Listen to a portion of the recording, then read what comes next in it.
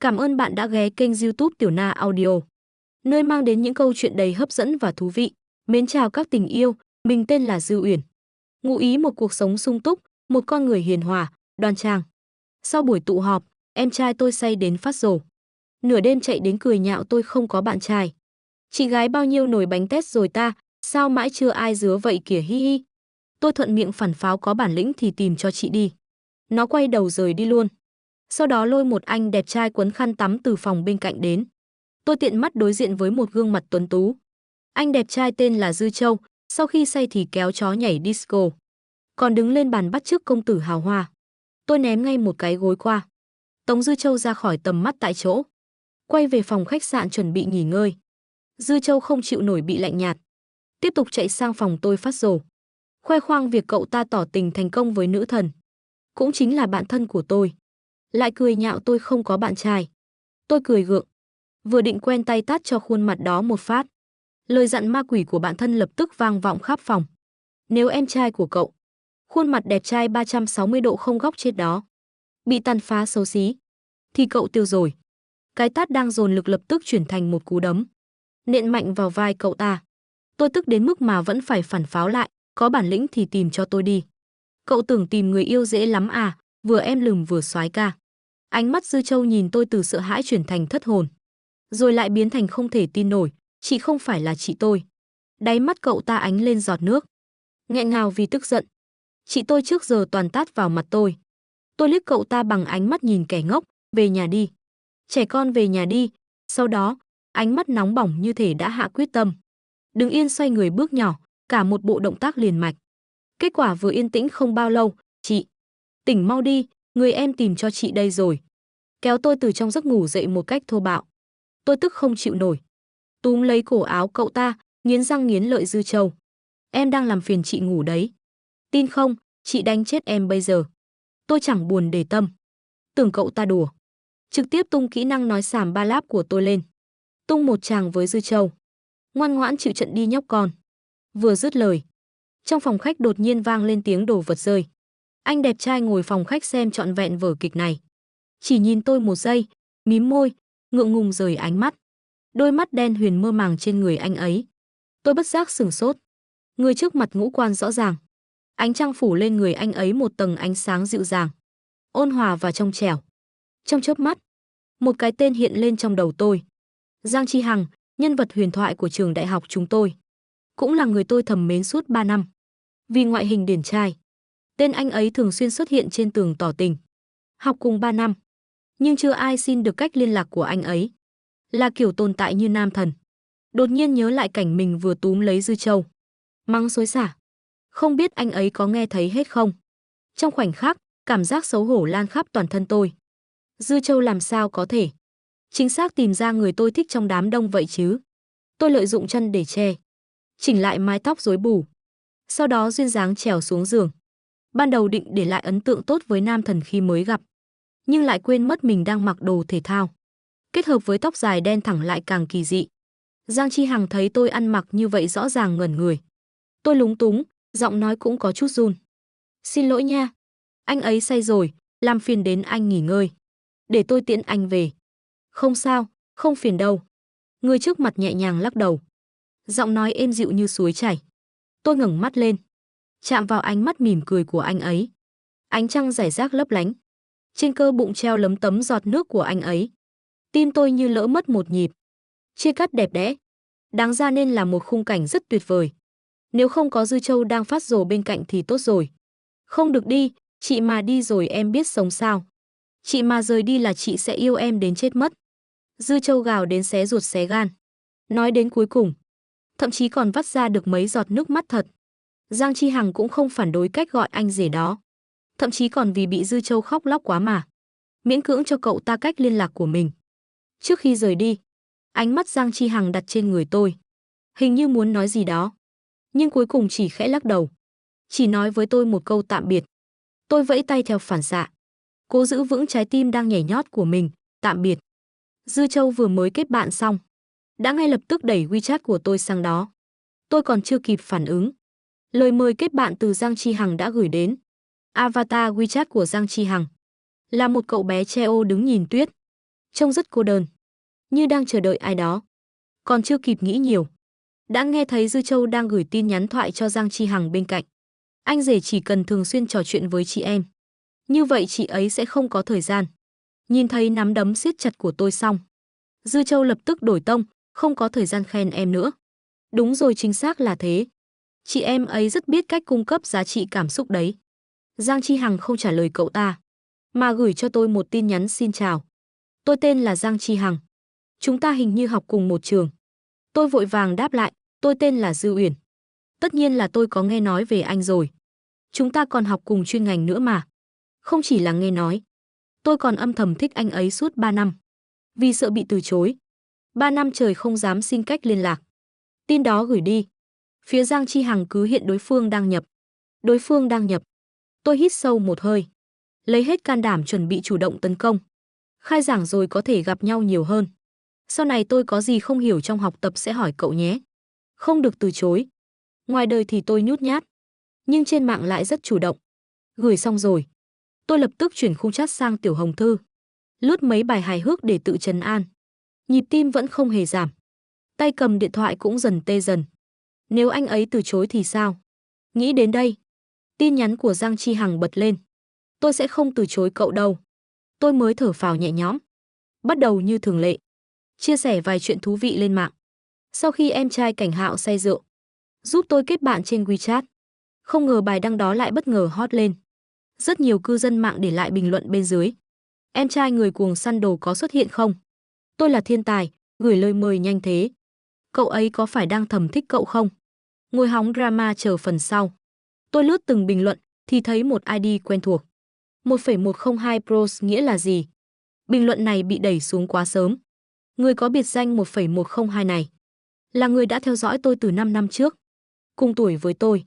Mỗi lần tôi chia sẻ cuộc sống, cô ấy đều là người bình luận đầu tiên. Lần này cũng không ngoại lệ.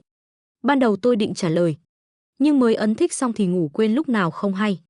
Sáng hôm sau mở ra xem, bình luận của 1,102 đã leo lên thành bình luận hot đầu bảng.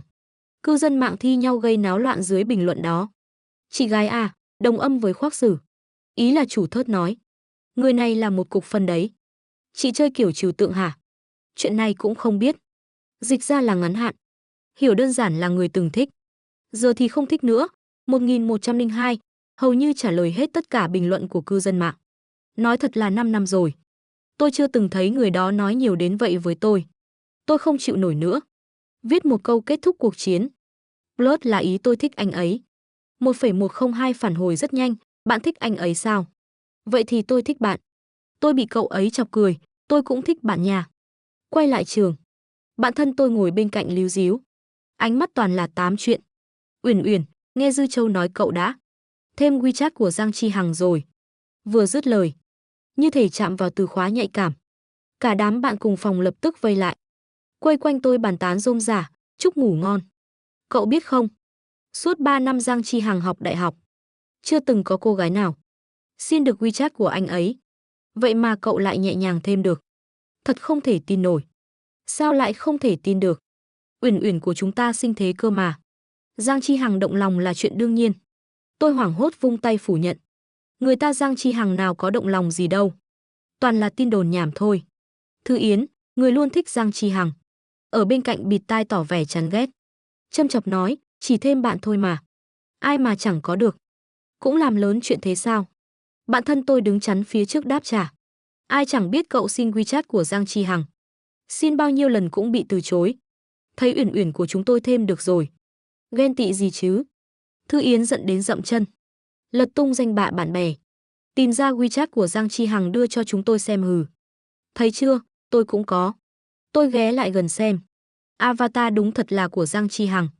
Tôi định nói Thư Yến không nói dối. Ai ngờ lúc cậu ấy rút điện thoại lại, vô tình chạm vào nút quay lại. Lập tức hiện ra khung chat với giảng viên. Mọi người đều nhìn thấy. Tin nhắn cậu ấy gửi cho giảng viên. Thầy có thể chụp màn hình, gửi giúp em. Trang kết bạn WeChat của thầy và Giang Chi Hằng được không ạ? Bạn thân tôi bật cười thành tiếng. Hà Thư Yến còn đi xin ảnh chụp màn hình từ thầy à? Tự xin không được lại còn đi nhờ vả người khác. Thư Yến đỏ mặt đến tận mang tai, ngượng ngùng phản bác.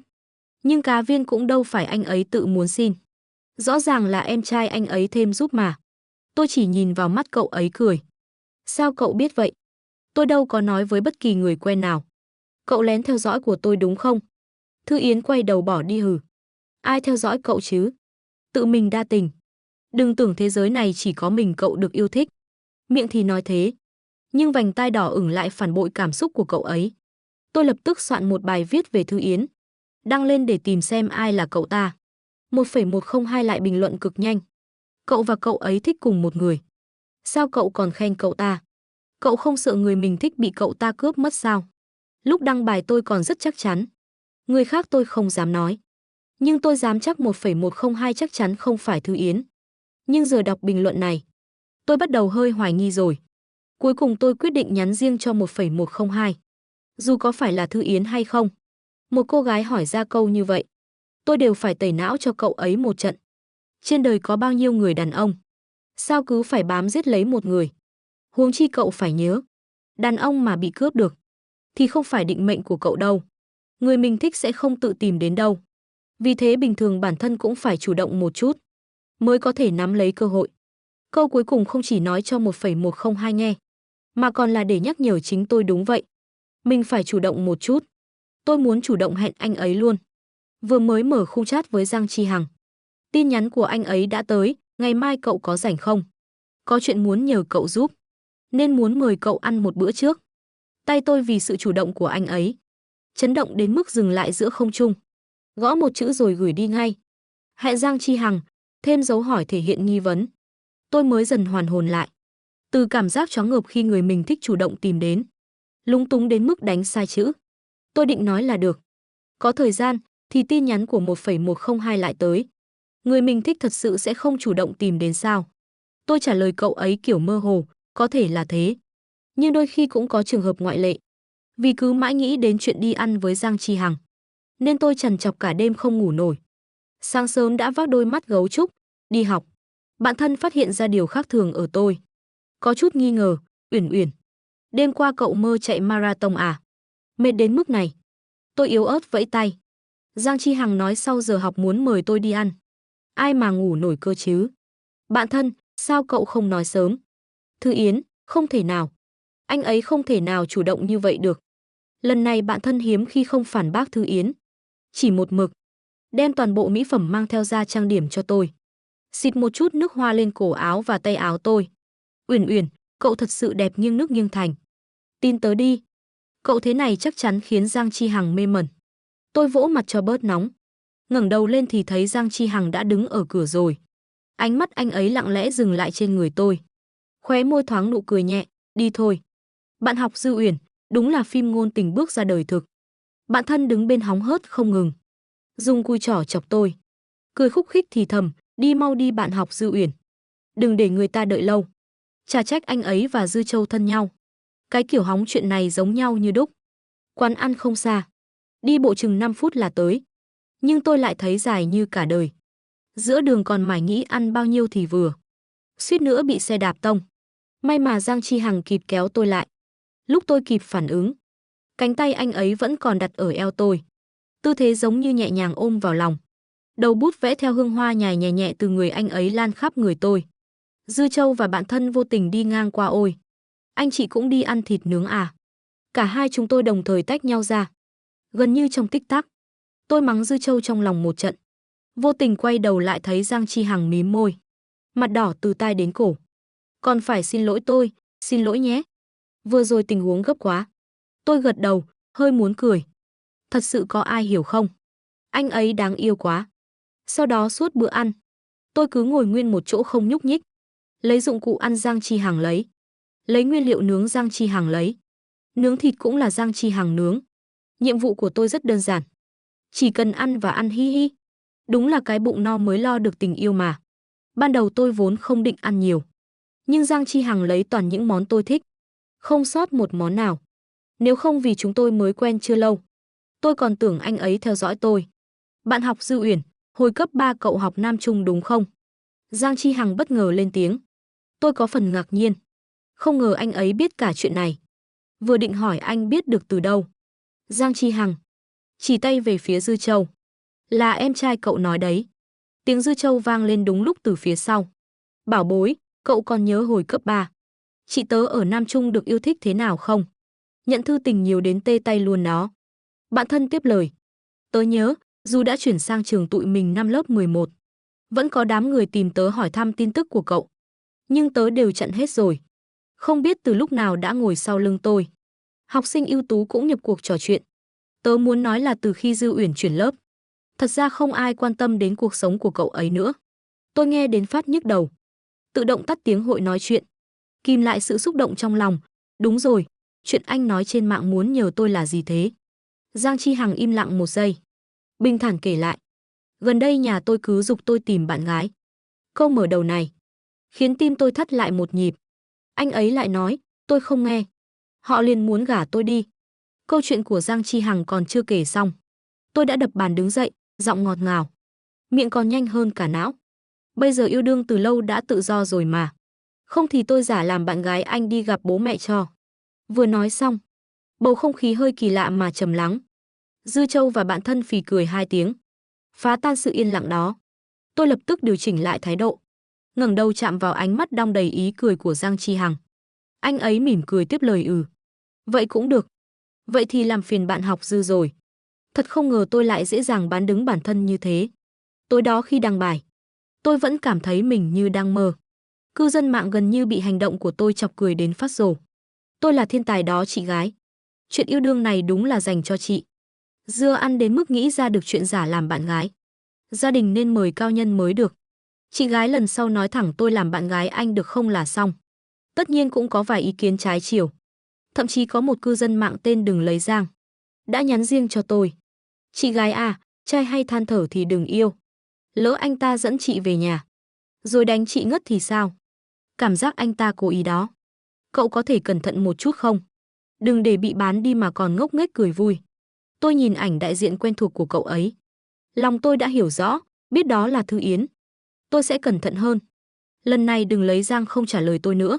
1,102 cũng không bình luận ngay lập tức. Có thể đang bận chuyện gì đó. Khoảng hơn 10 phút sau, cậu ấy mới để lại lời nhắn, chị gái đừng căng quá. Bên phía nhà trai chắc cũng căng thẳng lắm.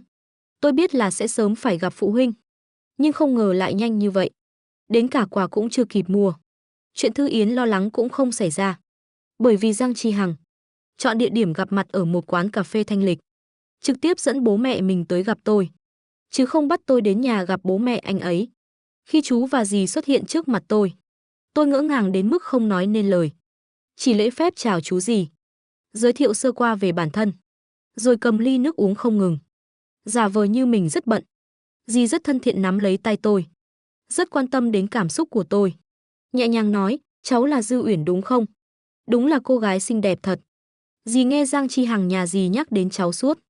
Dưới ánh mắt của dì tôi cảm thấy được thử thách. Chú lập tức mở hai hộp quà đặt lên bàn. Một hộp là bộ 3 món vàng. Bên trong có dây chuyền vàng, vòng tay vàng và nhẫn vàng. Hộp còn lại là một quyển sổ đỏ. Trên đó ghi tên của tôi. Khiến mắt tôi như muốn mù luôn. Tôi thề, điều này thật sự không giống như bố mẹ ruột muốn gả con trai đi. Giang Chi Hằng ngồi cạnh tôi, mang đến cho tôi cảm giác an toàn mạnh mẽ. Khi tôi còn đang lúng túng, anh ấy liền giải thích giúp tôi, rồi nhận lấy quà đặt sang bên cạnh tôi. Bố mẹ đến gấp quá rồi. Quà bọn con chuẩn bị vẫn chưa kịp đưa.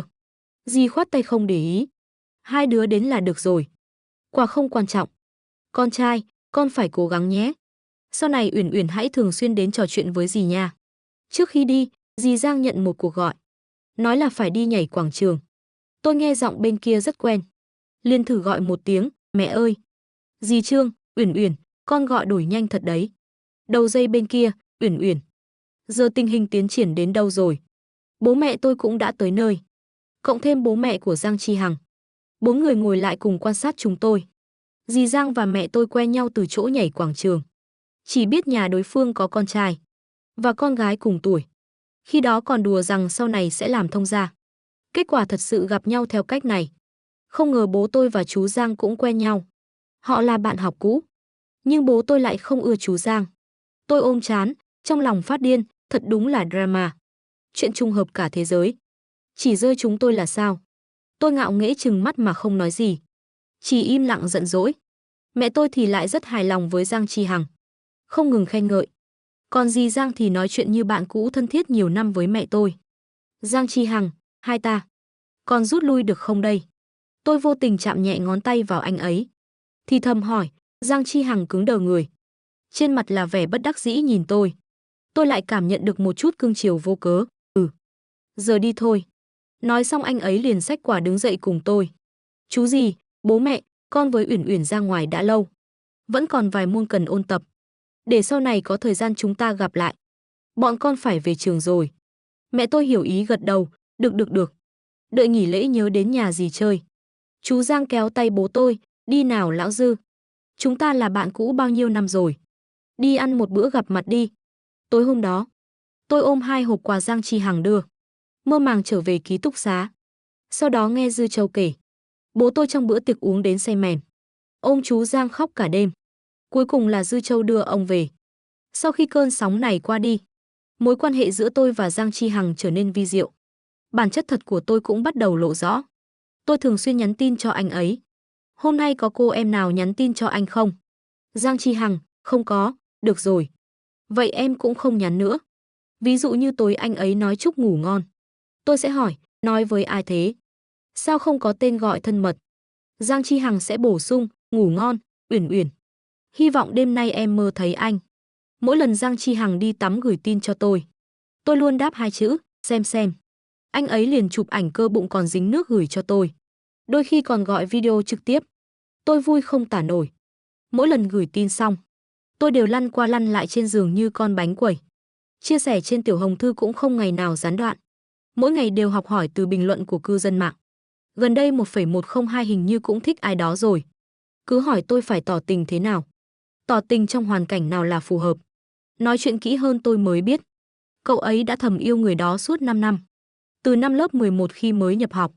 Chỉ vì hôm đó trời mưa rất to. Người ấy chạy đến đưa cho cậu một chiếc ô.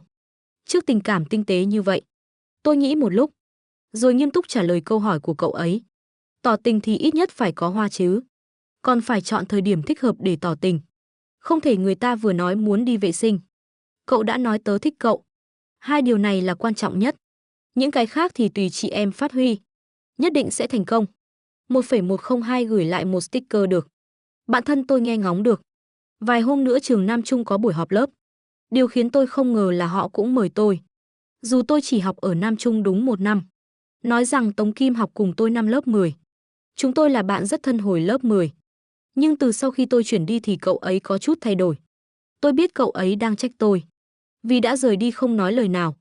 Lúc này cậu ấy bước đến trước mặt tôi. Giận dữ nói, cùng đi họp lớp nhé. Tiện đường mà. Ngay sau đó cậu ấy lại nói thêm. Thật ra tôi không thích đi cùng xe với cậu. Nhưng làm vậy tiết kiệm thời gian. Đến lúc đó đừng để mọi người phải chờ cậu. Tôi không nhịn được bật cười. Đúng rồi. Cậu thật ra cũng không thích Giang Chi Hằng đúng không? Chỉ vì muốn chọc tức tôi nên mới nói vậy. Xin WeChat cũng là vì tôi nên mới xin. Thư Yến đỏ bừng mặt, thì sao nào? Không sao cả. Cậu vẫn đáng yêu như hồi cấp 3. Viên bổi eo, tôi trêu cậu ấy. Thư Yến đấm vai tôi một cái, tôi phục cậu thật đấy. Cá viên, sau đó tôi gửi tin nhắn cho Giang Chi Hằng. Nói tối nay sẽ cùng Thư Yến đi họp lớp cấp 3. Nghĩ lại thì, giờ bé cưng càng lúc càng quen tay ôm luôn rồi. Rất nhiều bạn học đến dự buổi họp lớp. Có không ít người tôi chẳng còn nhận ra. Cả buổi chẳng trò chuyện với bao nhiêu người. Cuối cùng chỉ còn lại vài người bạn quen thuộc. Cùng đi hát karaoke. Lớp trưởng cười nói với tôi, sau khi cậu đi, lớp mình có chuyển đến một bạn mới. Đẹp trai lắm. Cán sự môn văn tiếp lời, đúng là, vốn định cho cậu gặp thử. Kết quả người ta lại không đến. 2 người đứng cạnh nhau đẹp đôi ghê.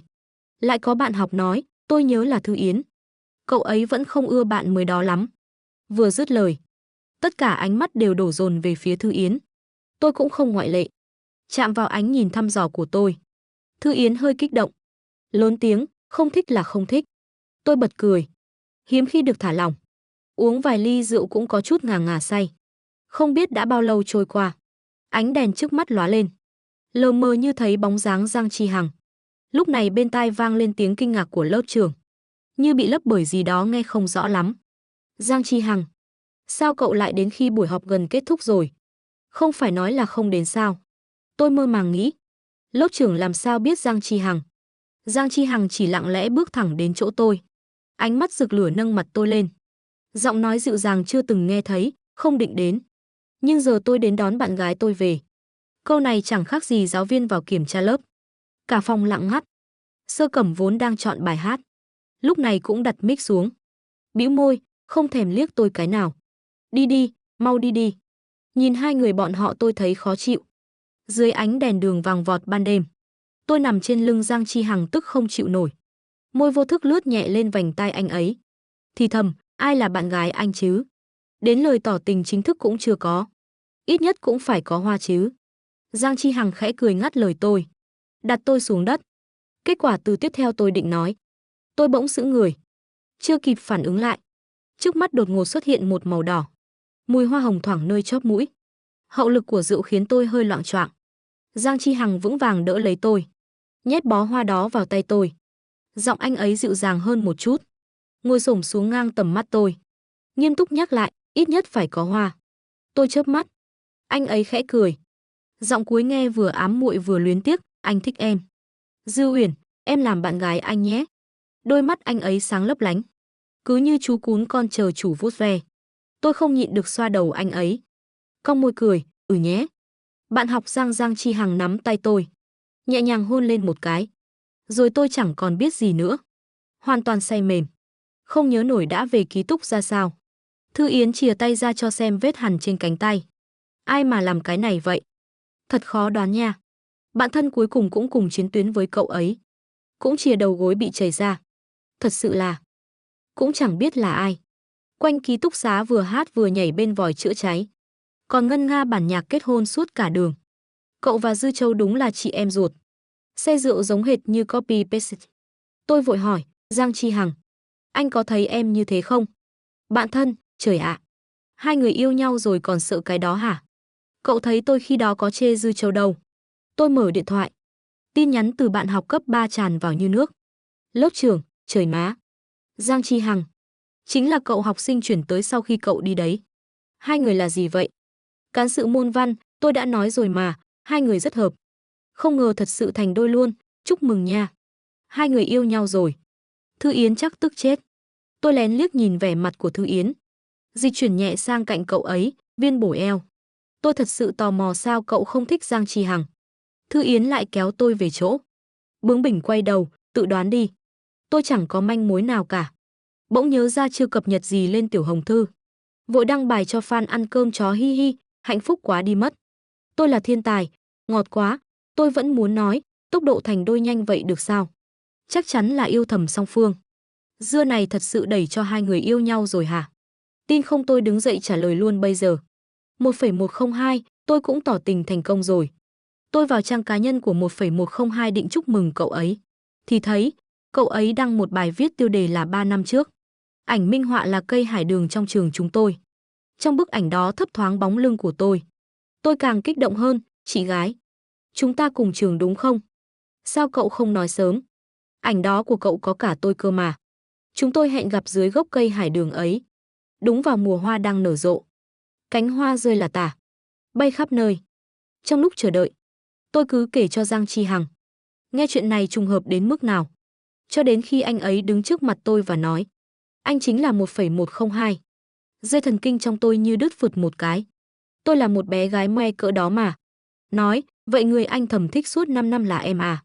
Hừ, sau khi nhận được lời xác nhận, tôi nói. Thật sự không nhớ ra chuyện từng đưa ô cho anh ấy. May mà Giang Chi Hằng bắt đầu kể lại. Cố gợi tôi nhớ. Ngày anh gặp em là ngày 2 tháng 11, 5 năm trước. Khi đó em chắc là quay về trường cũ. Còn nhớ chuyện đó không? Hôm đó mưa rất to rất to. Anh định tự chạy về. Nhưng em cầm ô chạy đến. Mỉm cười đưa ô cho anh. Qua lời kể của anh ấy, tôi bỗng nhớ lại chuyện nhỏ đó. Nhưng nghĩ đến diễn biến sau đó, tôi vội lấy tay bịt miệng Giang Chi Hằng. Được rồi. Phần sau khỏi nói cũng được. Lúc đó tôi đưa ô xong, là cùng Dư Châu che chung một cái ô đi về. Trên đường hai đứa tranh nhau cái ô. Tôi ngã rồi đến lượt cậu ta. Biến thành hai con chuột ướt nhẹp. Về đến nhà còn bị bố mẹ mắng một trận. Tôi tự phân tích, nếu vậy thì Thư Yến ghét anh là vì tôi đưa ô cho anh đúng không? Chắc cậu ấy trách tôi không cho kỷ niệm gì cả. Tay tôi vẫn đặt trên môi Giang Chi Hằng, cảm nhận được sự ấm áp của môi anh ấy. Dù chỉ che nửa khuôn mặt, nhưng ánh mắt yêu thương trong anh ấy không giấu nổi. Tôi như bị điện giật rụt tay lại. Anh lại tiếp tục nói. Lúc mới vào lớp, anh đã hỏi thăm thì biết em chuyển trường. Sau đó xin người khác cách liên lạc của em.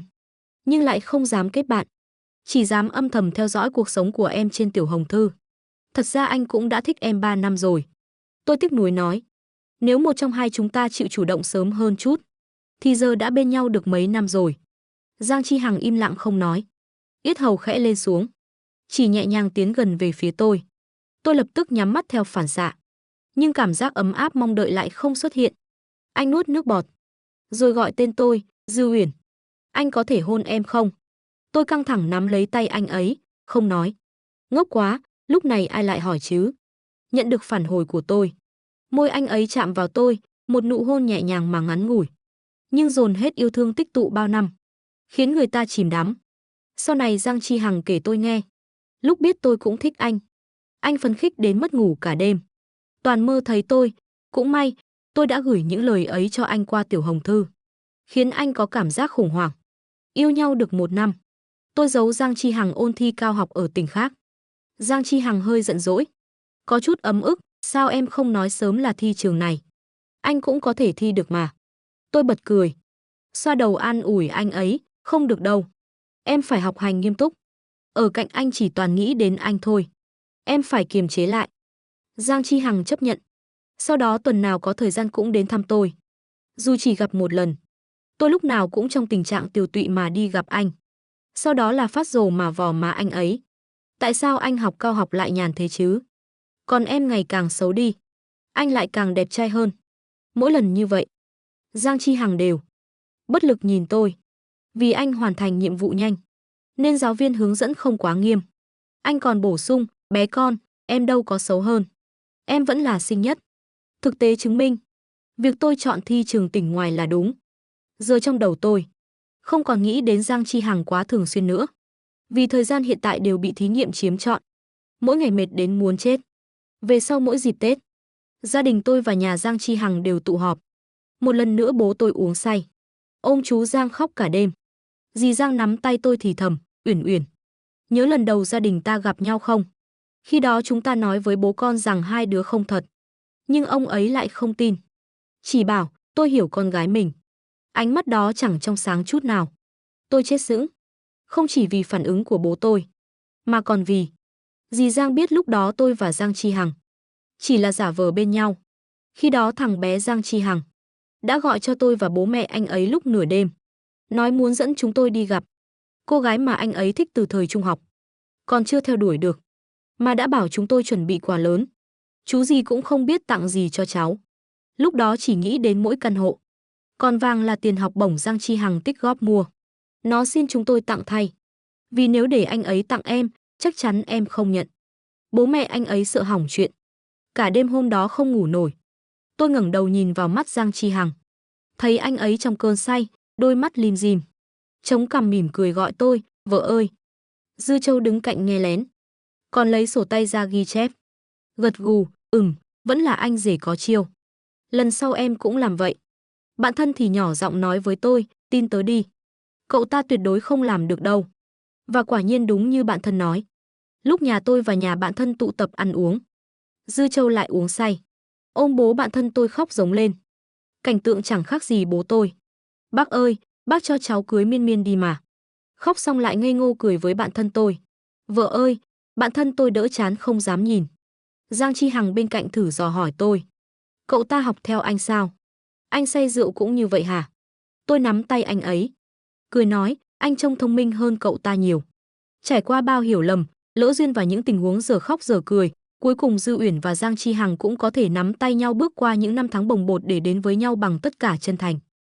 Sau khi tốt nghiệp, Dư Uyển nhận học bổng cao học tại trường mơ ước, còn Giang Chi Hằng người luôn âm thầm bảo vệ cô cũng trở thành giảng viên trẻ tuổi được yêu thích trong trường.